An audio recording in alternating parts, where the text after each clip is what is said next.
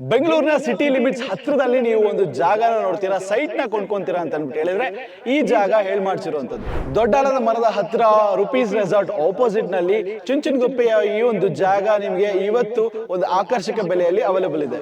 Ready for construction ಇರುವಂತ ಈ ಜಾಗದಲ್ಲಿ ಎಲ್ಲ ಅಮ್ಯುನಿಟೀಸ್ ಕೂಡ ಅವೈಲೇಬಲ್ ಇದೆ. Water supply, electricity, concrete roads and underground drainage system. ಈ ಜಾಗಕ್ಕೆ ಬಹಳ ಹತ್ರದಲ್ಲೇ metro station, schools, colleges, hospitals, Magadi road ಮತ್ತೆ ನೈಸ್ ರೋಡ್ ಕೂಡ ಜಸ್ಟ್ 2 to 3 ಕಿಲೋಮೀಟರ್ಸ್ ನಲ್ಲೇ ಇದೆ. ಭೂಮಿ ಮೇಲೆ ಹಾಕಿರುವಂತಹ ಹಣ ಖಂಡಿತವಾಗ್ಲೂ ಡಬಲ್ ತ್ರಿಬಲ್ ಆಗುತ್ತೆ. ಈ ಜಾಗನ ನೀವು ಇವತ್ತು ಫ್ಯೂಚರ್ ಇನ್ವೆಸ್ಟ್ಮೆಂಟ್ ಗೆ ಅಥವಾ ಏನಾದ್ರು ರೆಡಿ ಫಾರ್ ಕನ್ಸ್ಟ್ರಕ್ಷನ್ ಗೆ ತಗೊಂತೀರಾ ಅಂತ ಕೇಳಿದ್ರೆ ಕೇವಲ 1950 per square feet ಗೆ ಅವೈಲೇಬಲ್ ಇದೆ.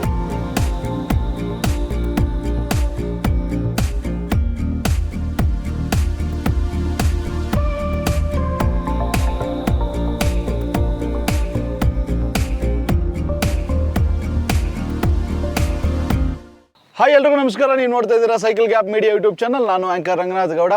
ಬೆಂಗಳೂರಿನಲ್ಲಿ ಸಿಟಿ ಲಿಮಿಟ್ಸಿನ ಹತ್ತಿರದಲ್ಲಿ ನೀವು ಒಂದು ಸೈಟ್ನ ತೊಗೊಬೇಕು ಅಂತ ಹೇಳಿದರೆ ಈ ಒಂದು ಜಾಗ ಪರ್ಫೆಕ್ಟ್ ಆಗಿ ಮಾಡ್ಸಿರುವಂಥದ್ದು. ಆ್ಯಂಡ್ ಕೆಲವು ಸೈಟ್ಗಳನ್ನು ಕೂಡ ಇಲ್ಲಿ ಅವೈಲೇಬಲ್ ಇದೆ. ನಿಮ್ಮ ಫ್ಯೂಚರ್ ಇನ್ವೆಸ್ಟ್ಮೆಂಟ್ಗೆ ಈ ಒಂದು ಸೈಟ್ಸ್ಗಳನ್ನ ನೀವು ಇವಾಗ ಖರೀದಿ ಮಾಡಿ ಇಟ್ಕೊಂಡ್ರೆ ಮುಂದಕ್ಕೆ ಯಾರು ಗೊತ್ತು ಡಬಲ್ ಆದ್ರೂ ಆಗುತ್ತೆ ಖಂಡಿತವಾಗ್ಲೂ. ಬಿಕಾಸ್ ಭೂಮಿ ಮೇಲೆ ಹಾಕಿರುವಂಥ ಹಣ ಖಂಡಿತವಾಗ್ಲೂ ಡಬಲ್ ತ್ರಿಬಲ್ ಆಗುತ್ತೆ.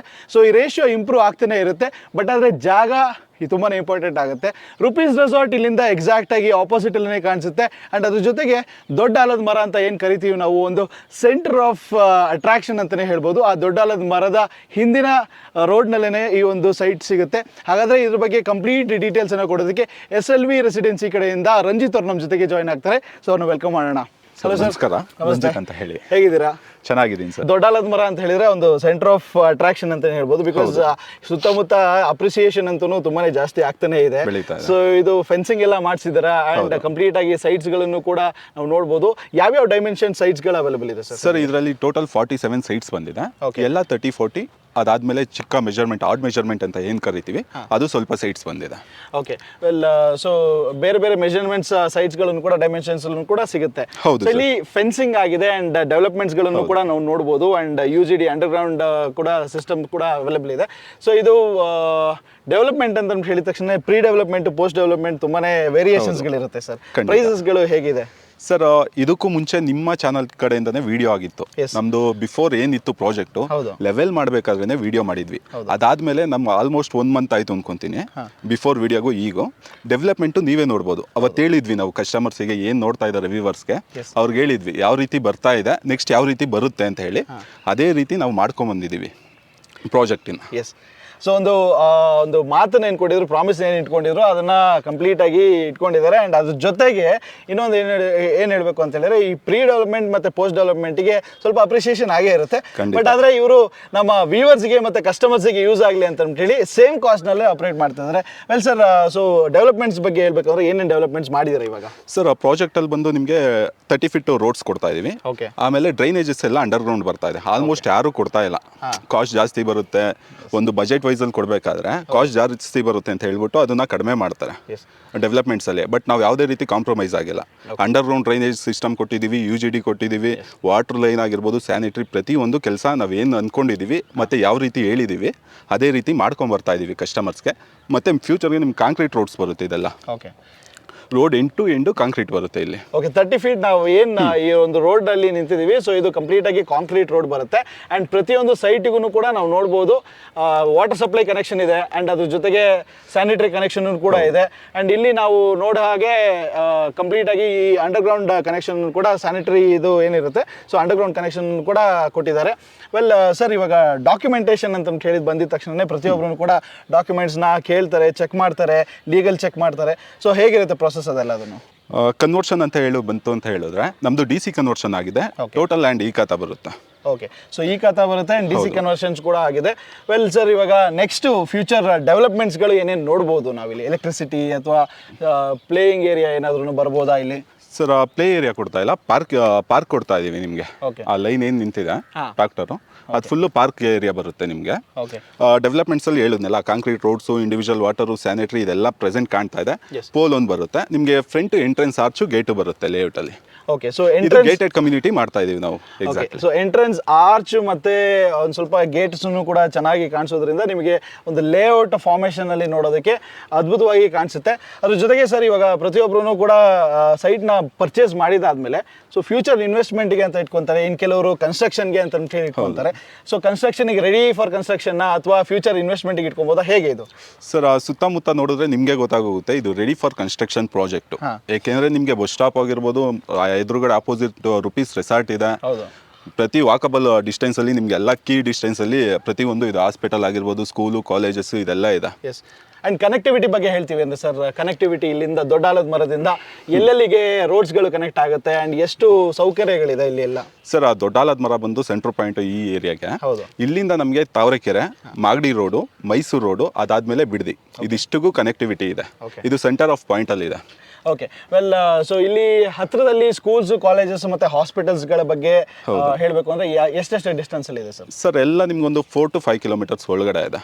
ಎಕ್ಸಾಕ್ಟ್ ಆಗಿ. ಸೊ ತುಂಬಾ ಜನ ಏನಂತ ಹೇಳಿದ್ರೆ, ಇವಾಗ ನಾನು ಮನೆ ಕಟ್ತೀನಿ ಅಂತ ಹೇಳಿದ ತಕ್ಷಣ ತುಂಬಾನೇ ನೀಡ್ಫುಲ್ ಡೈಲಿ ನೀಡ್ಸ್ಗೆ ಏನೇನು ಬೇಕಾಗುತ್ತೆ.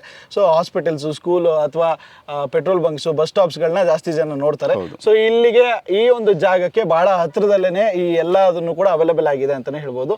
ಅಂಡ್ ಇವಾಗ ಸೈಟ್ನ ಪರ್ಚೇಸ್ ಮಾಡಿದಾದ್ಮೇಲೆ ಸೊ ಲೋನ್ ಫೆಸಿಲಿಟೀಸ್ಗಳು ಹೇಗೆ ಸರ್? ಸರ್, ಲೋನ್ಗಳನ್ನ ನಾವೇ ಮಾಡ್ಕೊಡ್ತಾ ಇದೀವಿ ಬ್ಯಾಂಕ್ಗಳಿಂದ. ಕೆಲವು ಬ್ಯಾಂಕ್ ಟೈ ಅಪ್ ಆಗಿದ್ದೀವಿ. ನಾವು ಕಸ್ಟಮರ್ಗೆ ಹೇಳ್ತೀವಿ, ಅವ್ರು ಯಾವ ಬ್ಯಾಂಕ್ ಚೂಸ್ ಮಾಡ್ತಾರೆ ಅದ್ರ ಪ್ರಕಾರ ನಾವು ಲೋನ್ ಮಾಡಿಸ್ಕೊಡ್ತೀವಿ. 70% ಲೋನ್ ಆಗ್ತಾ ಇದೆ ಪ್ರತಿ ಬ್ಯಾಂಕ್. ಸೊ ಇವಾಗ ಈ ಜಾಗದಲ್ಲಿ ಸೈಟ್ ತಗೊಂತಾರೆ ಅಂತ ಹೇಳಿದ್ರೆ ಪರ್ ಸ್ಕ್ವೇರ್ ಫೀಟ್ ಎಷ್ಟಿದೆ sir? Sir, 1950 rupees per square ಫೀಟಿಗೆ ಕೊಡ್ತಾ ಇದೀವಿ ಪ್ರೆಸೆಂಟ್ ರೇಟು. ಇದು ಡೆವಲಪ್ಮೆಂಟ್ ಕಂಪ್ಲೀಟ್ ಆದಮೇಲೆ ಪ್ರೈಸಸ್ ಹೈಕ್ ಆಗುತ್ತೆ.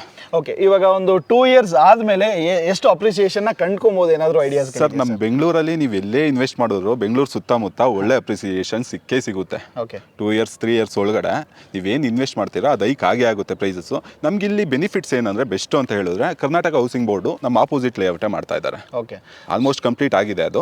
ಅದಾದಮೇಲೆ BDA ಕೆಂಪೇಗೌಡ ಇದೆ ನಮಗೆ.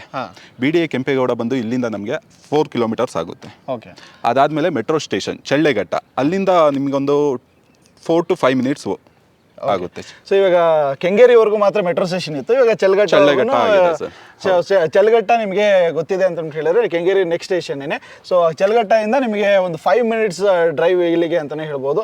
ಸೊ ಇದು ಒಂಥರ ಹೇಳಬೇಕು ಅಂದರೆ ಬೆಂಗಳೂರಿನ ಎಲ್ಲರಿಗೂ ಕೂಡ ಒಂದು ರೀಚ್ ಆಗಬೇಕು ಅಂತ ಹೇಳಿದ್ರೆ ಈ ಒಂದು ಡೆಸ್ಟಿನೇಷನ್ನು ಹೇಳಿ ಮಾಡಿಸಿರೋವಂಥ ಒಂದು ಡೆಸ್ಟಿನೇಷನ್. ಆ್ಯಂಡ್ ಫ್ಯೂಚರ್ಗೂ ಕೂಡ ನೀವೇನಾದ್ರು ಇನ್ವೆಸ್ಟ್ ಮಾಡ್ತೀರ ಅಂದರೆ ಅಕ್ಕಪಕ್ಕದಲ್ಲಿ ಬರ್ತಾ ಇರೋವಂಥ ಒಂದು ಡೆವಲಪ್ಮೆಂಟ್ಸ್ಗಳನ್ನ ನೋಡಿಕೊಂಡು ನೀವು ಇಲ್ಲಿಗೆ ಈ ಒಂದು ಭೂಮಿ ಮೇಲೆ ನಿಮ್ಮ ಹಣವನ್ನು ಇನ್ವೆಸ್ಟ್ ಮಾಡ್ಬೋದು.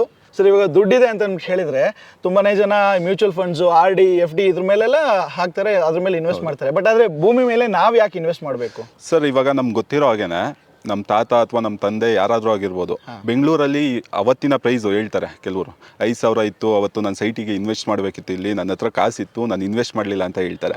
ಬಟ್ ಏನಂತ ಹೇಳಿದ್ರೆ 5,000 ಇರೋದು ಇವತ್ತು ಲಕ್ಷಾಂತರ ರೂಪಾಯಿ ಆಗಿದೆ. ಹೇಳ್ತಾ ಇರ್ತಾರೆ, ಅಯ್ಯೋ ನಾನು ಇನ್ವೆಸ್ಟ್ ಮಾಡಬೇಕಿತ್ತು, ಅದನ್ನ ನಾನು ಮಾಡಲಿಲ್ಲ ಅವತ್ತಿಗೆ ಅಂತ ಇವತ್ತು ಹೇಳ್ತಾ ಇರ್ತಾರೆ. ಮಕ್ಳಿಗೆ ಆಗಿರ್ಬೋದು, ಬೇರೆಯವ್ರಿಗೆ, ಅದನ್ನ ತುಂಬಾ ಕೇಳ್ಪಟ್ಟಿದೀವಿ ನಾವು.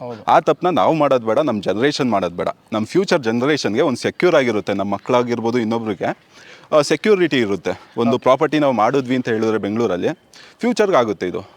ಎಸ್, ಸೊ ಇವತ್ತಿನ ಒಂದು 1,000 ರೂಪಾಯಿ ಲಕ್ಷಾಂತರ ರೂಪಾಯಿ ಇನ್ವೆಸ್ಟ್ಮೆಂಟ್ ನಾಳೆಗೆ ಕೋಟ್ಯಾಂತರ ರೂಪಾಯಿ ಇನ್ವೆಸ್ಟ್ಮೆಂಟ್ ಕೂಡ ಹಾಗೆ ಆಗುತ್ತೆ. ಸೊ ಹಾಗಾಗಿ ಭೂಮಿ ಮೇಲೆ ಇನ್ವೆಸ್ಟ್ ಮಾಡಬೇಕು ದುಡ್ಡಿರೋರು ಅಂತ ಹೇಳಿ ಹೇಳ್ತಾ ಇದ್ದಾರೆ. ಸೊ ಇವಾಗ ತುಂಬಾನೇ ಜನ ನಾವು ವಿಡಿಯೋಸ್ನಲ್ಲಿ ಪ್ರೀವಿಯಸ್ ವಿಡಿಯೋನ ಕಂಪೇರ್ ಮಾಡಿದ್ರೆ ಇವಾಗ ಆಲ್ಮೋಸ್ಟ್ 1 month ಅಲ್ಲೇ ಇಷ್ಟು ಡೆವಲಪ್ಮೆಂಟ್ಸ್ಗಳಾಗಿದೆ. ಸೊ ಇವಾಗ ನೆಕ್ಸ್ಟ್ ಡೆವಲಪ್ಮೆಂಟ್ಸ್ಗಳೇನೇನು ಬರ್ಬೋದು?